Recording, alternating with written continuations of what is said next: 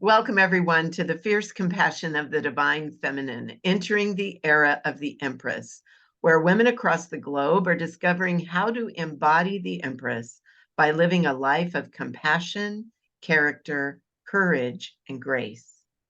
I'm your host, Kathy Forrest, founder of Celestial Forest Institute, and it is my great delight to be here with my dear sweet friend, Marguerite Rigoglioso. Welcome, Marguerite. Thank you. It's great to be with you. So happy to have you. Likewise. I'm so excited Great for to your be topic. here. So Marguerite is the foremost authority on the history of the virgin birth and the author of the bold new award-winning book, The Mystery Tradition of Miraculous Conception, Mary and the Lineage of Virgin Births. Marguerite taught many graduate and undergraduate courses in the US and UK, and in 2012 founded her own Seven Sisters Mystery School, through which she's been teaching about the sacred feminine and mentoring clients on the evolutionary spiritual path. She is the author of Virgin Mother Goddesses of Antiquity and the Cult of Divine Birth in Ancient Greece. So I am always excited to have conversations with you because I never know what I'm going to learn.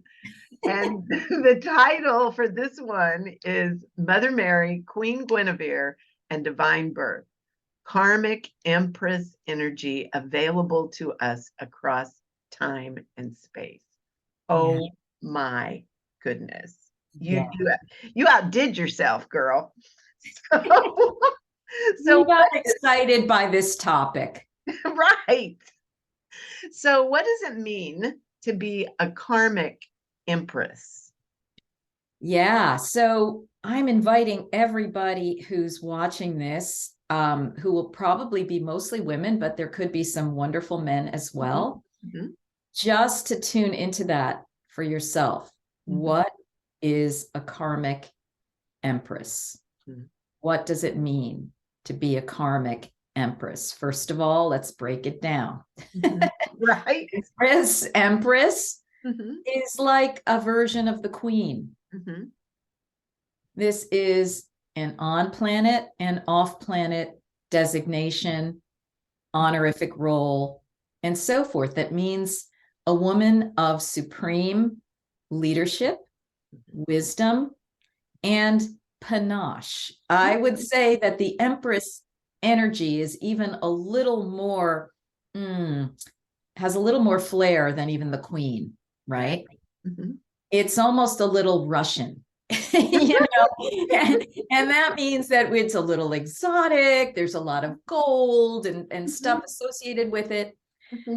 So the Empress is female, wise leadership that embodies sensuality, sexuality, and is in service to the people, ultimately, is not a taker, is a giver in a reciprocal figure-8 relationship. Karmic means that it has to do with, it's a role that this person has been ordained to have or has agreed on the soul level to have, in a sense, lifetime after lifetime, in different guises. Sometimes it's flat out and out Empress or Queen, and sometimes it's just a kind of energy signature that you have within your life that you pick up on, others pick up on. And so I'd like to suggest that everybody watching this, just tune in for a moment. Do you feel like you have karmic Empress energy? You know, do you? Yeah. Right. Okay. So a lot of women do, and a lot of women that are attracted to topics like what you're talking about here today do. We never gave voice to it, or we may have, we may not have, but now it's we're starting to awaken. Wow, I'm a karmic empress. And so what does that mean? You know, I am a queen. What does that mean? It doesn't just mean parading around in nice clothes and nice jewelry, although that's a perk that can be if you want that, because what are the jewels? You know, the gold is a very high vibrational metal that, you know, has interdimensional connectivity to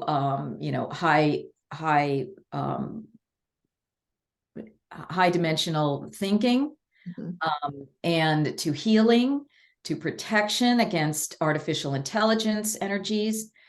And the jewels, the gems, they each have a frequency and an intelligence that transmit something to us and from us to others.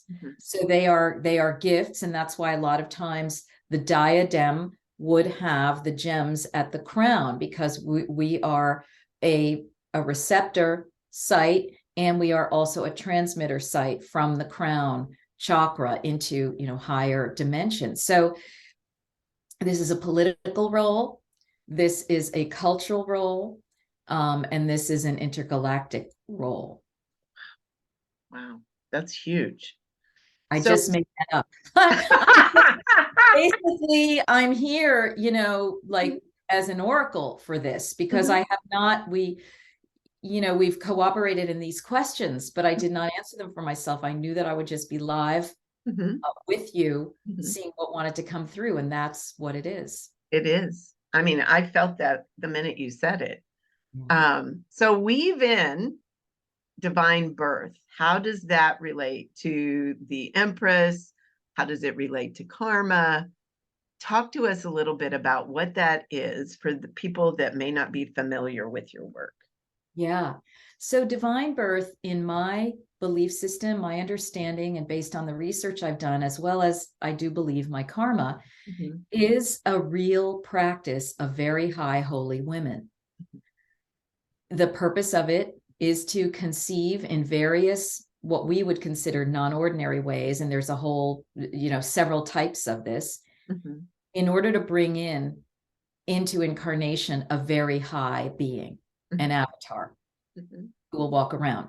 Jesus is the one we're most familiar with, but there are many others who have been on this planet and who may well be with us now. And so what we're, in terms of the Empress or the Queen, oftentimes the highest holy woman was the Empress or the Queen, and she therefore was meant to have this kind of high level conception. She is a very elevated, intelligent, spiritually advanced woman. She is serving the people, she is serving the planet, and she is meant to bring in an avatar to continue the service of the planet. Be it an Empress, be it a Queen, what have you. And yes, that is a very karmic role. It's not just something that one day you wake up and just say, hey, I think I'm going to do divine birth today, or, in this lifetime, just for the heck of it. This is something that you would have been preparing for lifetime after lifetime. You may have had lives in which you have accomplished this, and you may be looking at it in this lifetime or not. We collectively are at the point where we have the ability to open back up to this practice. It has been done here and there, to my knowledge, and it may have actually been done on a higher level than even I have been privy to. I always hold open that there may be lineages that are ongoing with this in the positive way, because I do receive also that this can be used in very, very negative ways. By royalty who have become corrupted and who have lost their high dimensional frequency and have, devolved into negative high frequency beings. Okay. So that's a little bit about what divine birth is, how it's related to, what we're calling royalty, the Empress woman, and who gets called to this type of thing. Yeah. So obviously the one probably most people are familiar with is Mother Mary. What can we learn about Empress energy from her? Right. So it's very interesting because I have somebody cleaning my gutters right outside my very window, which is hilarious. It's almost like always we're trying to talk about these high elevated things, and we got gutter cleaning, Top wood, carry water, humble, connected to the third dimension. So what can we learn about Empress energy from Mother Mary? Well, what I have come to learn and believe about Mother Mary is that she is a female being who had many lifetimes on planet Earth, perfecting her spiritual abilities as well as her abilities to conceive a divine child. And that at the end of the lifetime that we know her as Mary, which prior to that, she was Isis, according to Rudolf Steiner, and I get a ding, ding, yes on that one, perfecting these abilities. In the last lifetime that we know of her as Mary, she was able to achieve full ascension into goddesshood. She merged with Mother Divine. At the same time, she retained her personality, structure, and identity, and she continued to be a messenger and an ambassador to the Earth plane, and for all we know, other planes, galaxies, whatever it may be, to assist us all in our own, what I call ascension process, and womb mastery, conceiving divinely, and also using the womb for other purposes that have to do with healing, as well as resurrection, because what I've learned is that she resurrected Jesus back through her womb. Okay. And so at his crucifixion afterward. So what we can learn about the Empress is the very highest possible levels of what is available for a woman, for the Empress. All of those abilities, heart opening and love, forgiveness and compassion, but wise compassion. She's no slouch. She knows how to set boundaries. She's a mentor. She's a healer. This is all material that I'm also now writing and completing my second book on Mother Mary. And so the Empress, is the master of the heart. She's the master of the womb mysteries. She's the master of healing. She's the master of beauty, radiant beauty, inside and out. She's the master of walking on the third dimension while carrying the energies of the fifth dimension and higher.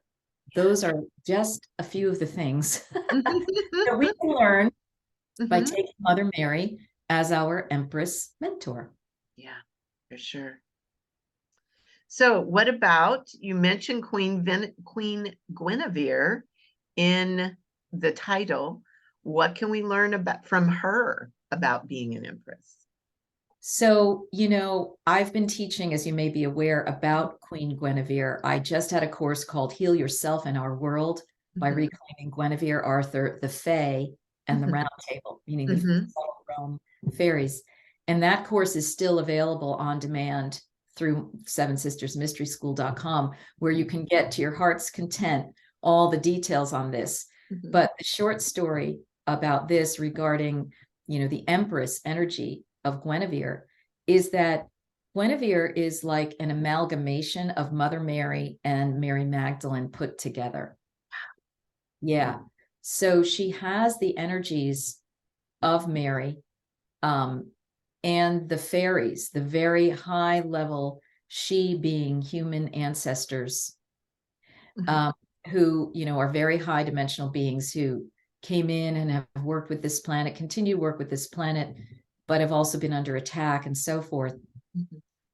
And, Mary has connectivity with those energies as well. These high holy beings, sometimes called the shining ones. Okay. And so Guinevere is she's got shining one lineage. She's got dragon lineage, which means earth dragons and cosmic dragons.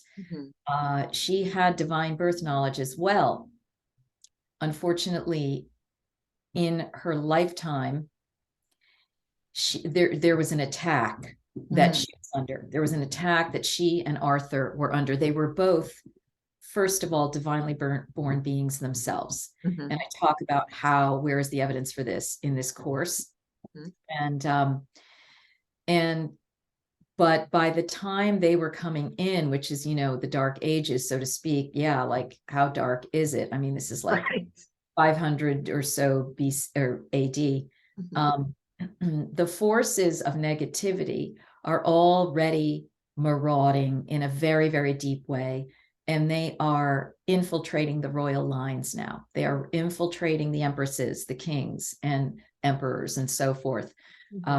This has already been happening. We see it big time in Rome, and Rome had already come up into the British Isles and had wreaked havoc there and so forth. So Guinevere is an empress who was not able to fulfill her full mission in that lifetime. However, she was, is, and shall be. She's coming out of stasis. These beings kind of went back into like inner earth in a way. They went into stasis, and somebody who talks a lot about it, this is in the mythology, quote unquote, that is the history of these beings. Arthur going into stasis, the once and future Arthur, etc. Guinevere, I think, is the same thing, although because she was in a time that was so patriarchal, male abuse oriented, she got even a worse bum rap than the men, and suffered worse. But she's coming out of it.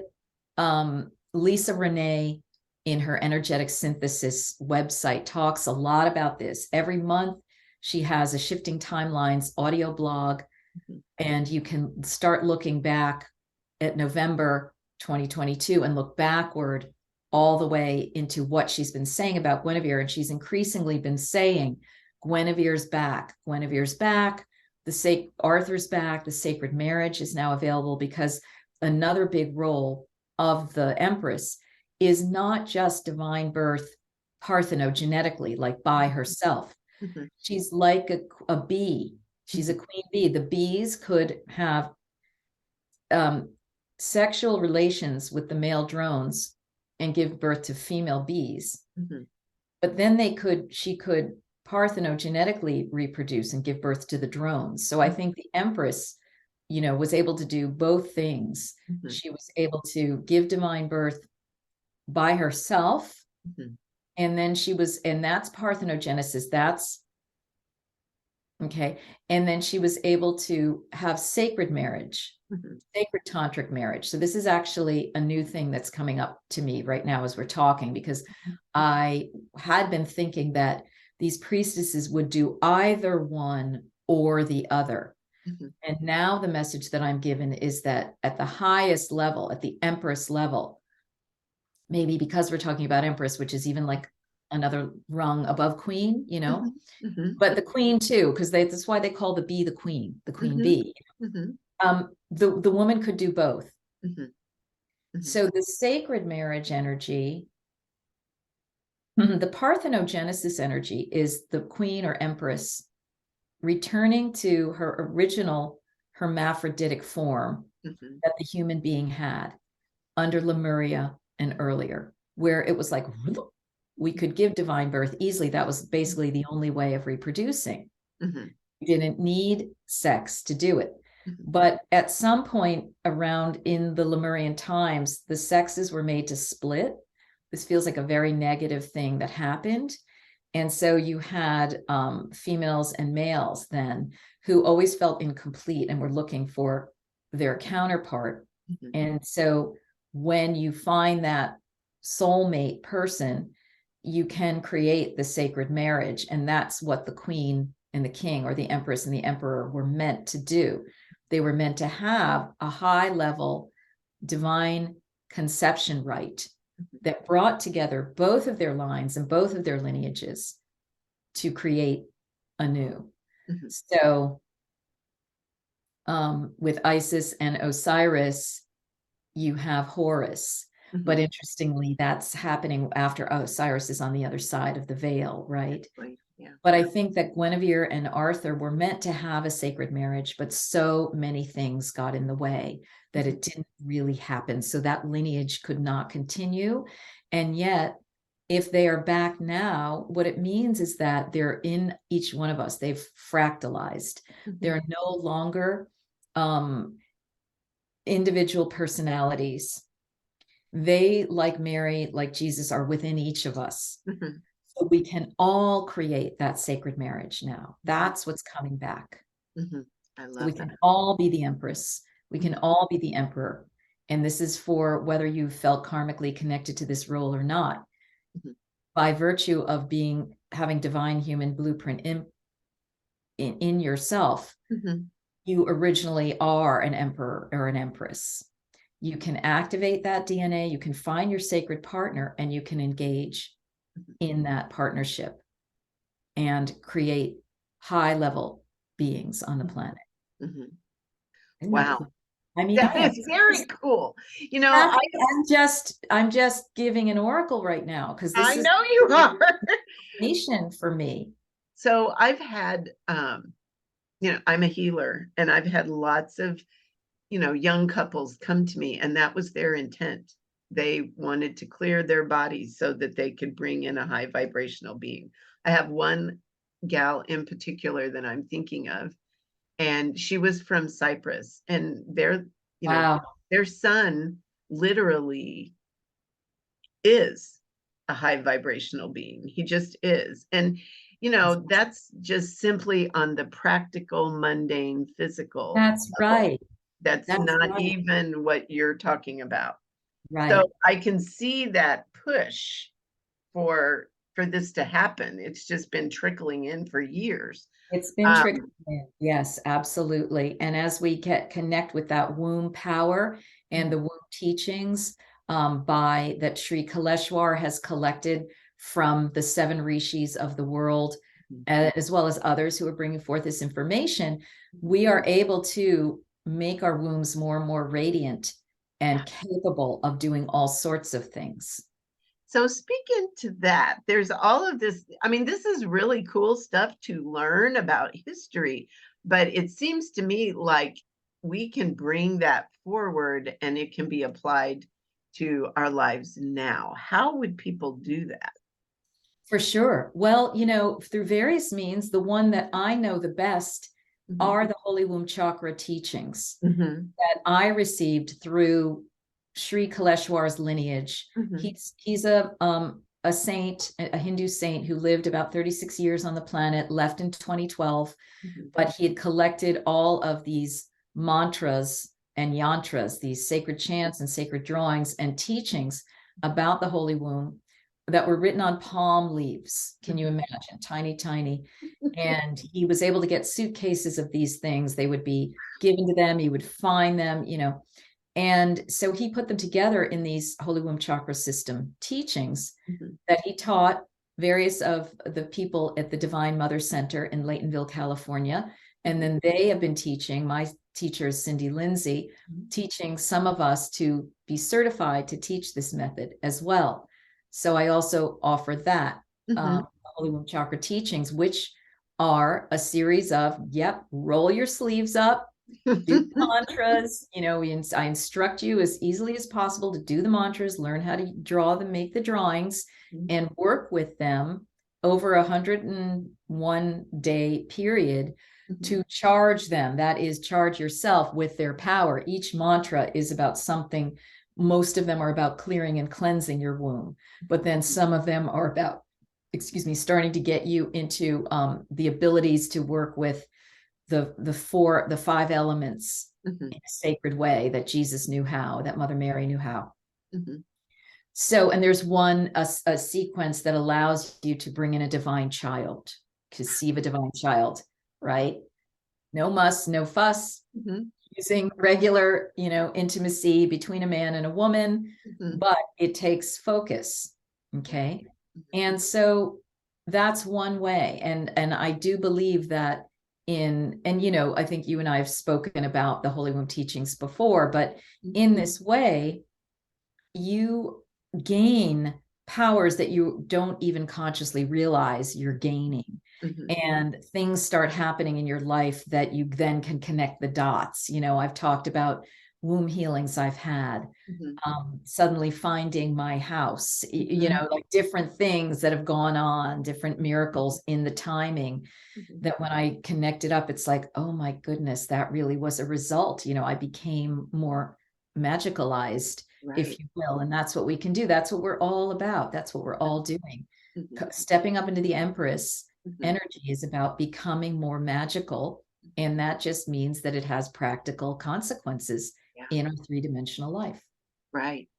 So it doesn't have to be about bringing another being in necessarily. It can be about amplifying your power, your womb power, and doing what you came here to do on this That's planet. right. So You know? through this practice, your womb power gets amplified. You're more open to synchronicities and miraculous events. You have more in the way of information coming to you. You probably are radiating out healing abilities. And then there are other practices that allow you to do specific types of healings for and with people. But I think just you start radiating out these healing abilities, and you amplify your own creative power. So what you're creating and co-creating, whether it's a child or something else, is enhanced through this process. So there are many things. And one of the main things about this system is that one of the first things you've got to leave are the heartbreaks.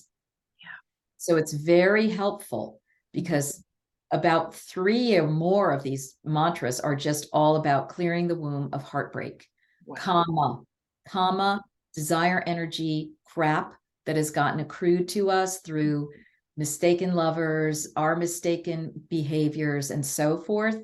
We've got to release that and become clear vessels again. Yeah.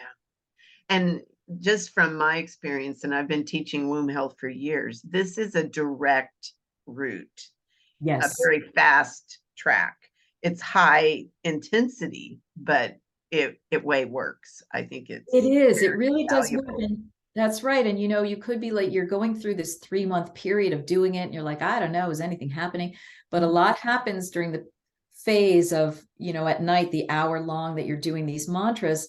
You start having thoughts, you start having understandings, realizations, and then things can start happening. And it takes you through 3 seasons, essentially. If you start in the summer, you'll go summer, fall, winter by the time you'll touch into. And there's something about that third dimensional time element that we still need right now. Like, even though our healing could be instantaneous, most of us are not really ready for that, and we wouldn't be able to still hold it. But this thing over time, it's like, oh, the body, mind, spirit takes it in, drinks it in, and makes the adjustments. And so that's why you do it over that period of time. Right. Oh, Marguerite, I could just listen to you forever.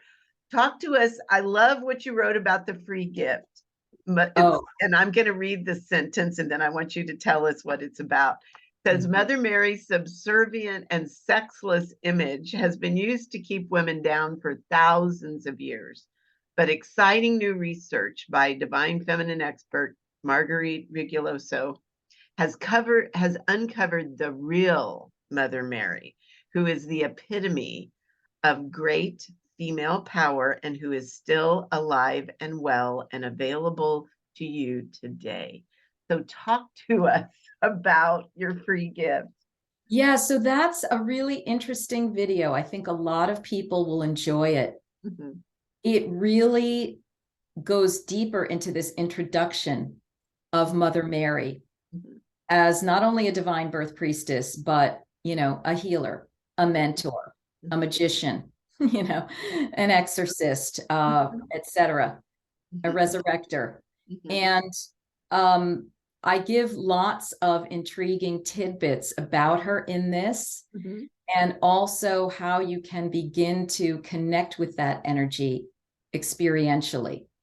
And that will also lead you to the course, the Mother Mary Mystery Teachings, for anybody who wants to go further. It's clearly listed on the page that you'll end up going to for this free video. You just sign up for the free video and then take a look at the course to see, because then you'll get the deep dive on that. Oh, thank you. Thank you. Thank you for your courage and your compassion that you brought all of this to us. I wonder sometimes when I think about you, where would we be if you hadn't been brave enough to dive in to this topic? I just Right. thank you from the bottom of my heart that you did it. And Oh, well, that's so beautiful. I've never really thought of that oh, before. I do. It's like, Wow, that's so he's honoring. great. Thanks, Kathy. I really appreciate it. And, it's been hard won. Mhm. I've had a couple of decades, well, so many decades, mostly until recently, Mhm. of a lot of difficulty. Mhm. Yeah. A lot of childhood trauma, Mhm. things that I think did attempt to get in my way, but I Mhm. was born with a lot of chutzpah. Mhm. And, um, I had a dream as a child, a recurring nightmare Mhm. that I've talked about a little bit here and there, but it was that I defied the authority of the man. I Mhm. won't give the details of the dream, but and I was threatened with death Mhm. Yeah. for in that dream. Right. But it was all illusory because Right. I would wake up and I wouldn't be dead. And Mhm. so these things they can be serious. Yeah. and And I chose this path because it was really all about my personal spiritual growth. I knew that I had to release some negative karma that had Mhm. accrued to me, Mhm. and that this would be, I would hit a number of goals in Mhm. this lifetime by doing this and um, refining my own personality Mhm. and my soul level through the work with Mother Mary. Now, recently, the thing is, I have to let go of judgment. Right. Right. Judgment has sort of served me over these years to be Right. like, chuck, Mhm. Mhm. but now she's like, we can let go of that. You need to modify that personality characteristic. You Mhm. have to become more compassionate. And, so it's really the opening of the heart. So this has been as much a personal, spiritual path for me as it has been one of service and research and so forth. Yeah. Well, we are very appreciative of everything you've brought forth to us. We're so grateful for what you're offering our listeners, and they can reach you at your website, which is on the page where Yes, Seven this video Sisters is. Mystery School. Yeah, Mhm. sevensistersmysteryschool.com. Perfect. SEVTM. Yeah. Perfect, perfect, perfect. Thank you. Thank you for being with us, and thank you for continuing to do this sacred work. Thank you. It's my honor. And, many blessings to you on all of these beautiful experiences that you are creating for people to lift their spirits and have their own ascension process in their Yeah, lives. for sure.